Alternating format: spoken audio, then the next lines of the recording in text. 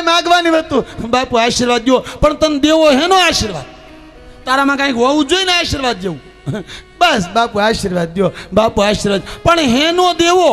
તારામાં કંઈક પાત્રતા હોય, તારામાં કંઈક ચરિત્રતા હોય, તારામાં કંઈક માનવતા હોય, તારામાં કંઈક દાતારી હોય તો આશીર્વાદ આમ નામ મળે. કઈ માગવાની વસ્તુ છે?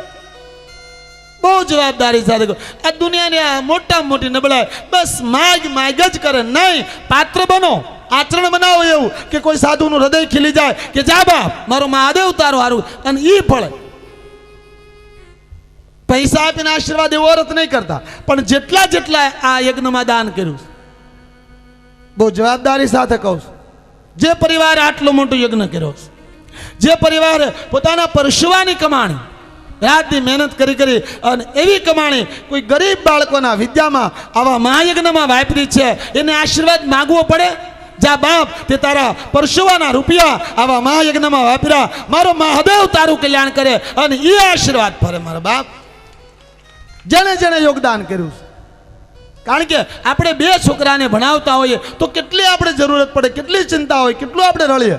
ત્યારે આ વિદ્યા મંદિર 122 બાળકોને ભણાવે તો કેટલી સંપત્તિ, કેટલા માણસો, કેટલી જરૂર પડે. અને એ જરૂરતને પૂરી કરવા માટે તમારું યોગદાન, એને આશીર્વાદ માગવો ન પડે મારા બાપ. એ બાળકો જમે ને એની નાભીમાંથી આશીર્વાદ નીકળે કે જાઓ અમને જેણે આધાર આપ્યો હોય એનો મારો મહાદેવ સારું કરે મારા વાલા. અને તમે ક્યારેક જોજો, આવજો વિદ્યા મંદિરની મુલાકાત. એ બાળકોને ખાલી તમે જુઓ ને તમારી આંખમાંથી આંસુ આવી જાય. એવા કપડાં પહેરવાનું ભાન નથી અમુકને શું ખવાય શું ન ખવાય એની ખબર નથી પડતી. એવા બાળકો, અમુક બાળકો તો મારે સાવરકુંડલામાં 2 બાળકો હતા. એ ત્યાં કબીર ટેકરી મારે કહેવાય, ત્યાંથી ગામમાં ટિફિન જાય, ત્યાંથી ટિફિન આવે અને એ 2 બાળકો ખાય, કોઈ સાર સંભાળ લેવા વાળું નહીં. એ છોકરો 1 વર્ષનો હતો ત્યારે એની માં વહી ગઈ, ગુજરી ગઈ, અને એ 5 વર્ષની છોકરી છોકરાને 5 વર્ષનો કર્યો. 2 ભારું જ. બાપ ક્યારેક ભાંગલ તૂટલ આવે ને ના આવે.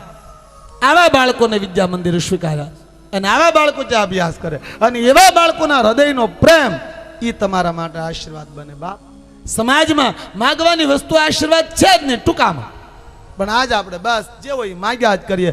નહીં, એકવાર આપતા થઈ જાઓ, ઈશ્વર આપશે બાપ. ભગવાન પાસે માગવાની જરૂર નથી. અને આજ આપણી મોટામાં મોટી દશા, જાઓ અહીંયા માગ્યા જ. ભગવાનના મંદિરે હું લઈ જાય માગવા. હું તો ખાસ કહું, ભગવાનના મંદિર જઈને ક્યારેય માગો નહીં. આજ ભગવાનના મંદિર કહે હે ભગવાન મારો દીકરો મોટો થઈ ગયો, એને 10,000ની નોકરી લાગી જાય, એટલે મારે આ વર્ષે કપા હે ભગવાન 1,000 મણ થાય, આ વખતે 2 લાખ રૂપિયાની ફેક્ટરીમાં આવક થાય. આપણે ઘરે કોઈ 2 રૂપિયા માગે તો આપણો મગજ વ્યો જાય, તો અહીંયા 2 લાખ માગો એનો મગજ કેટલો જાતો હશે. અરે એક ડોશીમાં કહે બાપુ મારી ભગરી ભેં વેય એમ છે, પાડી આવે એ હું પાડિયું દેવા બેઠો અહીંયા. પાડી આવે ભગવાન બાપ પાડિયું માગે. બોલો હવે આનું શું કેવું? નહીં મારા બાપ, ક્યારેય માગો નહીં. માગવાથી તમારી કક્ષા ઘટશે. અને બહુ જવાબદારી સાથે કહું છું કે આપણા ઘરમાં આપણે 3 બાળકો છે, એક બાળક આપણું માગ કરતું હોય, બધી વસ્તુ આપણી પાસે લેવડાવતું હોય, એને આપણે લઈ દઈએ, હું લેવા કે એનું મન ન દુખાય. પણ એક બાળક એવું હોય જે ક્યારેય માગતું ન હોય, ક્યારે આપણી પાસે જિજ્ઞાસા ને જતાવતું હોય, પછી આપણે શું કરીએ? ઓલાને કહીએ તું બધું માગ કરે છે. આ મારો નાનો છોકરો છે ને ક્યારેય માગતો નથી. પછી આપણે એને લઈ દઈએ વગર માગ્યું, ઓલાથી હવાયું લઈ દઈએ, હું લેવા કે માગતો નથી. આપણે એના મા બાપ છે એની જરૂરિયાતને આપણે સમજતા હોય, એને આપણે લઈ દઈએ છીએ વગર માગ્યું, સારું ને પ્રેમથી લઈ દઈએ. એમ પરમાત્મા તો માન બાપ છે, એની પાસે માગતા નહીં. આપણે એના દીકરા છીએ, આપણી જરૂરિયાત એને ખબર જ હોય, આપી દે વગર માગ્યું મારા બાપ. પણ આપણે હલકા પડીએ, એ આપે જ એને ખબર ન હોય આપણે હું જોઈશ. એક વાર એના બની જાઓ બાપ. પણ આજ બસ સમાજની દ્રષ્ટિએ માગવું નહીં, માગો નહીં. અને બહુ જવાબદારી સાથે કહું, આપણે ઘરે રોજ ઈશ્વર એકવાર આવે છે, હું લેવા તમારી પાત્રતાને કચવા માટે. આપણે આંગણે કોઈક 50 રૂપિયા 5 રૂપિયા માગે તો આપણે ખીજાય, હાલ બીજે ઘરે જવા દે. તો મારે ને તમારે આંગણે કોઈક આવીને 2 રોટલાના બટકા માગે અને આપણો મગજ ભેજો ને આપણે ધક્કો મારી દઈએ છીએ, ત્યારે ભગવાન પાસે આપણે માગતા હશું, ત્યારે ભગવાન શું કરતો હશે? નહીં, માગો નહીં, આપતા શીખી જાઓ. આંગણે ક્યારેય કોઈ આવે ભલે એને જમાડો, ક્યારેય કોઈ ખાલી ન જાઓ. કારણ કે રોજ ઈશ્વર આવે છે એકવાર આપણી પાત્રતાને કચવા માટે કે આ દેતો થયો. હા, જો તમે દેતા થયા હશો ને તો ઈશ્વર આપોઆપ આપવા મળશે. એને ખબર છે હવે આ વાવવા મળ્યો છે, આને જોયે હવે આ દેવા મળ્યો છે, આને દઉં તો 2-5 કામ હારા થાય. આપ તો થાય ને ઈશ્વર અનંત ગણું કરીને પાછું આપે છે. રોજ કોઈ ને કોઈ રૂપમાં ભગવાન મારીને તમારી સામે આવે છે. વિષ્ણુ પુરાણમાં તો એવું લખ્યું છે કે સાંજ અને સવાર ભગવાન સ્વયં વિષ્ણુ એ શાંતિનો થાળ લે અને લક્ષ્મી સંપત્તિનો થાળ લે હરેક માણસના ઘરે આવે છે. અને જ્યાં શાંતિ હોય, જ્યાં ભજન હોય, જ્યાં ઉપાસના હોય, જ્યાં ભગવાન વિષ્ણુ શાંતિનો પ્રસાદ આપે છે અને દેવી લક્ષ્મીનો પ્રસાદ આપે છે. 2 સ્વયં સંધ્યા સવાર 6 થી 9 અને સાંજ 6 થી 9. આ 2 સમય જેના ઘરમાં કકળાટ ન હોય, જેના ઘરમાં પ્રાર્થના હોય, જેના ઘરમાં શાંતિ હોય, એના ઘરમાં સંપત્તિ અને શાંતિ બંને વધવા મળે છે. પણ આપણો વાંધો એ છે કે આ 2 સમય જ આપણા ઘરમાં કકળાટ હોય છે. સવારમાં જાગ્યા નથી, ધડબડાટી બોલાવી નથી, સાંજે ભેગા છે ને બથોબથ આવ્યા નથી. નહીં, આ 2 સમય જેના સુધરી જાય, પ્રાત અને સાયં, આ 2 સંધ્યા ઈશ્વર આપણે આંગણે આવે છે એની નોંધ લેજો. અને જો આપણા ઘરમાં કકળાટ હશે, પ્રાર્થના ભગવાનની નહીં હોય તો ઈશ્વર દ્વારથી પાછો વહી જાય. તો શાંતિક સંપત્તિની 2માંથી એકની આશા નહીં રાખતી. રોજ ઈશ્વર કોઈ ને કોઈ રૂપમાં. એટલા માટે તો સંતો કહે હે માનવ વિશ્વાસ કરી લે, સમય બની સમજાવો છો. હે માનવ વિશ્વાસ, સમય બની સમજાવું છું. આ દુનિયામાં ઈચ્છાથી અવતાર ધરી હું આવું છું. આ દુનિયામાં ઈચ્છાથી અવતાર ધરીને હું આવું છું. એ માનવ વિશ્વાસ કરી સમય બની સમજાવું છું. હે માનવ વિશ્વાસ કરી લે, સમય બની સમજાવું છું. ભિક્ષુ ગવેશ ધરો છો ત્યારે ઘર ઘર હાથ લંબાવું છું. ભિક્ષુ કવેશ ધરું છું ત્યારે ઘર ઘર હાથ લંબાવું છું. ભિક્ષુ ગવેશ ધરો છો ત્યારે ઘર ઘર હાથ લંબાવું છું. ભિક્ષુ કવેશ ધરું છું ત્યારે ઘર ઘર હાથ લંબાવું છું. માફ કરો એ શબ્દ સુની પારાવાર પછતાવું છું. માફ કરો એ શબ્દ સુની વારંવાર પછતાવું છું. માફ કરો એ શબ્દ સુની પારાવાર પછતાવું છું. માફ કરો એ શબ્દ સુની વારંવાર પછતાવું છું. હે માનવ વિશ્વાસ કરી લે, સમય બની સમજાવું છું. હે માનવ વિશ્વાસ કરી લે, સમય બની સમજાવું છું. આ દુનિયામાં ઈચ્છાથી અવતાર ધરી હું આવું છું. આ દુનિયામાં ઈચ્છાથી અવતાર ધરીને શ્રીમંતોનું સુખ જોવા હું આંગણ આંગણ આવું છું. શ્રીમંતોનું સુખ જોવા હું આંગણ આંગણ આવું છું. શ્રીમંતોનું સુખ જોવા હું આંગણ આંગણ આવું છું. શ્રીમંતોનું સુખ જોવા હું આંગણ આંગણ આવું છું. પ્રજા સિવાય ભાઈ અંદર ન આવો એવા સિવાયો જાઓ છું. રજા સિવાય ભાઈ અંદર ન આવો એવા જીવયો જાઉં છું રજા સિવાય ભાઈ અંદર આવો એવા શિવયો જાઉં છું રજા સિવાય ભાઈ અંદર ન આવો એવા જીવયો જાઉં છું એ માનવ વિશ્વાસ કરી લે સમય બની સમજાવું હે માનવ વિશ્વાસ કરી લે સમય બની સમજાવું છું આ દુનિયામાં ઈચ્છાથી અવતાર ધરીને આવું છું આ દુનિયામાં ઈચ્છાથી અવતાર ધરીને હું આવું દિન દુખી પર નફરત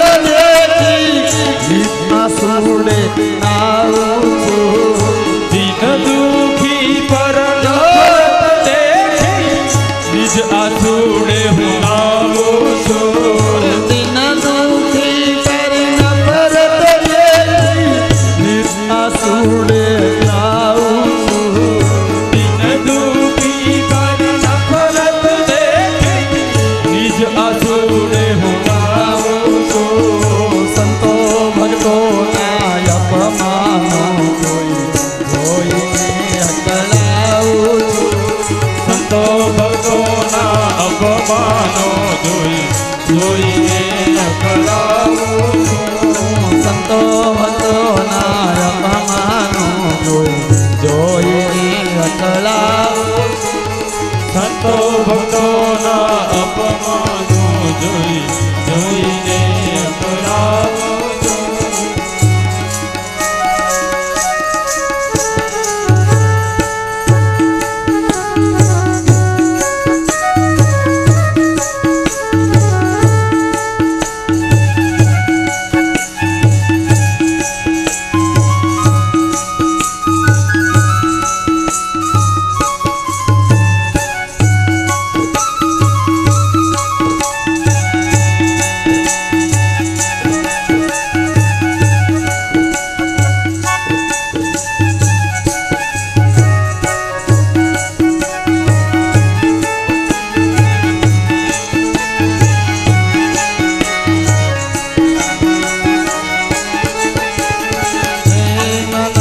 વિશ્વાસ કરી લે સમય બની સમજાવું હે માનવ વિશ્વાસ કરી લે સમય બની સમજાવું છું આ દુનિયામાં ઈચ્છાથી અવતાર ધરીને આવું છું આ દુનિયામાં ઈચ્છાથી અવતાર ધરીને હું આવું છું ઓળખનારા ક્યાં છે આજે ગંભીરથી ભાવું છું ઓળખનારા ક્યાં છે આજે ગંભીરથી દુભાવું ઓળખનારા ક્યાં છે આજે ગંભીરથી દુભાવું છું ઓળખનારા ક્યાં છે આજે ગંભીરથી દુભાવું આ ભક્તોની ઝૂંપડીએ રામ બની રહી જાઉં છું આ ભક્તોની ઝૂંપડીએ રામ બની રહી જાઉં છું આ ભક્તોની ઝૂંપડીએ રામ બની રહી જાઉં છું આ ભક્તોની ઝૂંપડીએ હું રામ બની રહી જાઉં છું એ માનવ વિશ્વાસ કરી લે સમય બની સમજાવું છું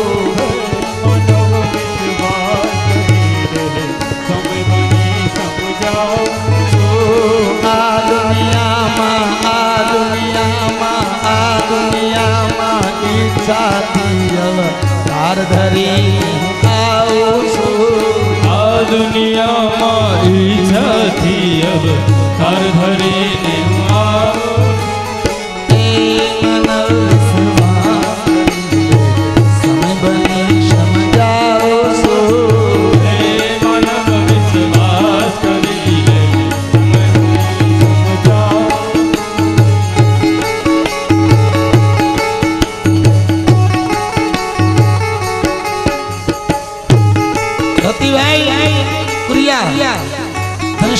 આગળ સાલ ઉઠાડી સન્માન તરવડિયા પરિવાર દ્વારા કરવામાં આવશે.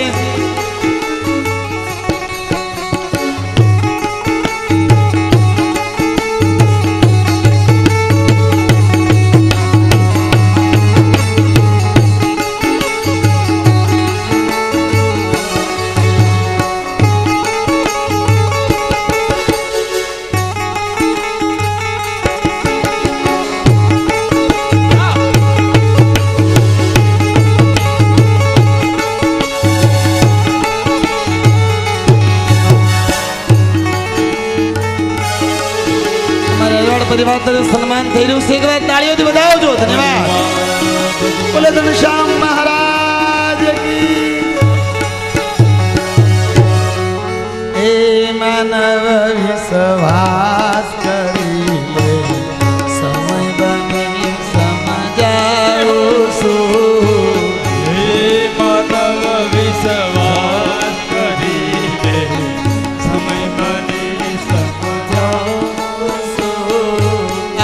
દુનિયામાં ઈચ્છાથી અવતાર ધરી આવું છું. આ દુનિયામાં ઈચ્છાથી અવતાર ધરીને હું આવું છું.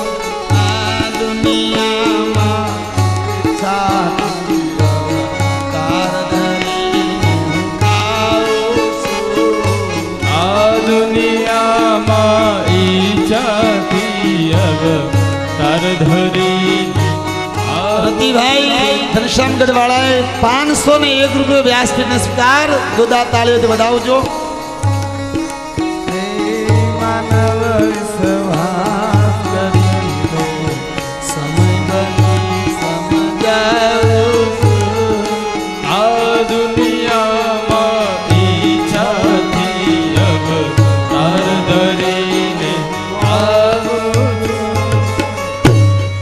બોલી ઉમાપતિ મહાદેવ. તો બાપ, આપણે હનુમાન ચાલીસાની હનુમાનજીની ઓળખાણ શ્રી ગુરુ ચરણ સરોજ રજ નિજ મન મુકુર સુધારી. કોઈ પણ ઈશ્વરને શરણે જાઓ તો તમારા મનને એના ચરિત્રમાં મૂકો. રામની ઉપાસના કરો, રામના ચરિત્રના વિચાર ન વણો તો તમારા માટે ઉપાસના માયને ન રાખે. ભગવાન કૃષ્ણના વિચારોને સ્વીકારો, ગીતાનો પાઠ કરો અને ગીતામાં જે કર્મનો જવાબ આપે એ કર્મને ધ્યાનમાં ન લો તો તમારા માટે ગીતા ખાલી થાક બની જાય. શુપ્રાણને સાંભળો, શુપ્રાણના વિચારોને વાગોળો અને જીવદયા ન આવે તો શું કામનું? અહીંયા ગુરુના શરણમાં મનને મૂકવાને. એ હનુમાનજી, તમે સદગુરુ છો, તમારા શરણમાં મારા મનને મૂકવા, મારા મનને સુધારો. બરનવ રઘુબર બિમલ યશ જુદાયક ફલ 4. એ હનુમાન, તમે 4 ફલના દાતા છો: ધર્મ, અર્થ, કામ અને મોક્ષ. ભગવાન રામ ને મોક્ષના અધિપતિ નથી બતાવ્યા. હું તમને પુરાવો આપી દઉં.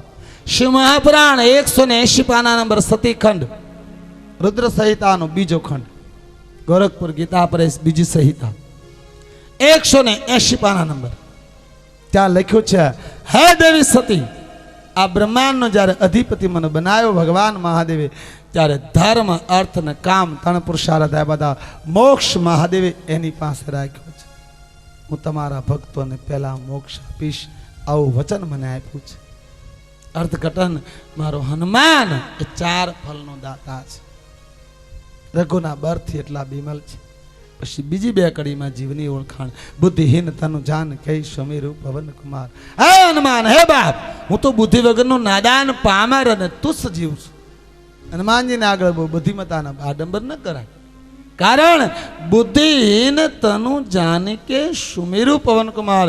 હે હનુમાનજી, હું તો બુદ્ધિ વગરનો પામર, નાદાન, ખલ, કામી, ક્રોધી, લોભી આવો જીવ છું. પણ તમે મારા છો એવું માની અને તમારા શરણે આવ્યો છું. તમે મારા છો.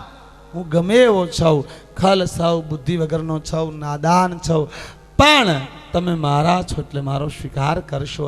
એટલે હું તમારા આધીન તમારે શરણે આવ્યો છું. અને જીવ ગમે ત્યાં જાય એની માગવાની કોઈ દી આદત બંધ થાય નહીં. પણ માગવાની આદત બંધ ન થાય તો એક કામ કરો, માગવાની દિશા બદલો. માગવું જ છે તો દિશા બદલી નાખો. કામ ક્રોધ અને લોભ આ 3 દુર્ગુણો છે, બોલે હા મુક્ત નહીં થવાય, બોલે નહીં તો દિશા બદલો. લોભ હા ભજનમાં કરો, 10 માળા કદાચ 15 માળા કરવાની જિજ્ઞાસા પાડો. 1 કલાક સેવા કરી, 2 કલાક લોભ કરો, કોણ ના પાડે? ભજનમાં લોભ કરો. કામના છે સમાજની સેવા કરવાની કરો. ક્રોધ કરવો જ છે તો સંયમના દુર્ગુણો માટે કરો કે મારામાં આવું નબળું કામ થાય કેમ. દિશા બદલે ને તો દુર્ગુણો સદગુણ થઈ જાય. જો તમને ભજનનો લોભ થવા મળે ને કે આજ 25 માળા કરી, કાલે 35 કરવી, પછી 50 કરવી, આજ 2 કલાક બેઠો, કાલે 2.5 કલાક બેહું, જો લોભ ભજનમાં શરૂ થાય તો એ જ લોભ સદગુણ થઈ જાય. સમાજની સેવામાં જો મન વધારે મળે લાગવા તો એનો એ જ દુર્ગુણ સ્વાર્થનો સદગુણ બની જાય. અહીંયા 3 વસ્તુ માગી હનુમાનજી પાસે. બલ બુદ્ધિ વિદ્યા દેવું, મને ખૂબ બળ આપો. જીવે હું માગ્યું, મને બળ આપો, તાકાત આપો. પાછું એમ થયું કે નકરું બળ તો ગાંડામાં હોય, હું કામનું? બુદ્ધિ જોઈએ યારે. એટલે કીધું બલ બુદ્ધિ. પણ બુદ્ધિ માગ્યા પછી જીવને એમ થયું કે બલ અને બુદ્ધિ તો સમાજનું અહિતય કરે. બલ બુદ્ધિ તો રાક્ષસોમાં હતી ને. એટલે જીવને એમ થયું બલ બુદ્ધિ તો કદાચ ખોટું કામ કરવામાં વહી જાય. એટલે કીધું સદવિદ્યા દેવું, મને સકારાત્મક વિચાર આપ.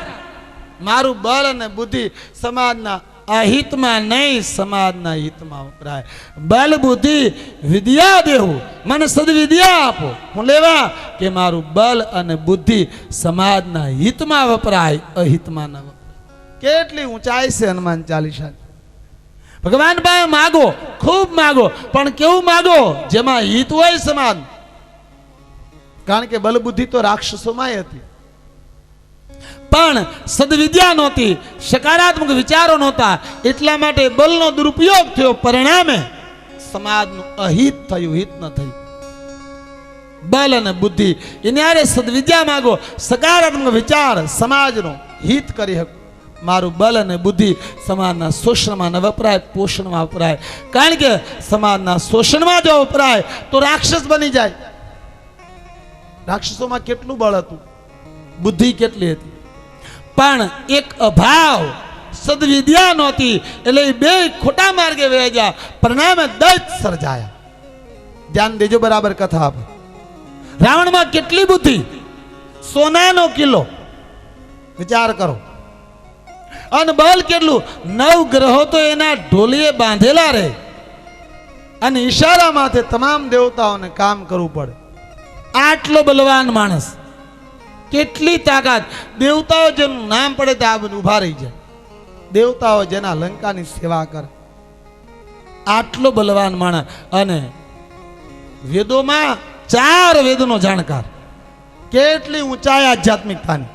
પણ એક વાતનો અભાવ હતો એ માણસમાં, સદવિદ્યા નહોતી. પર સ્ત્રી અને પર ધનમાં પડતો હતો એટલે વિનાશ થયો. પર ધન અને પર સ્ત્રી આમાં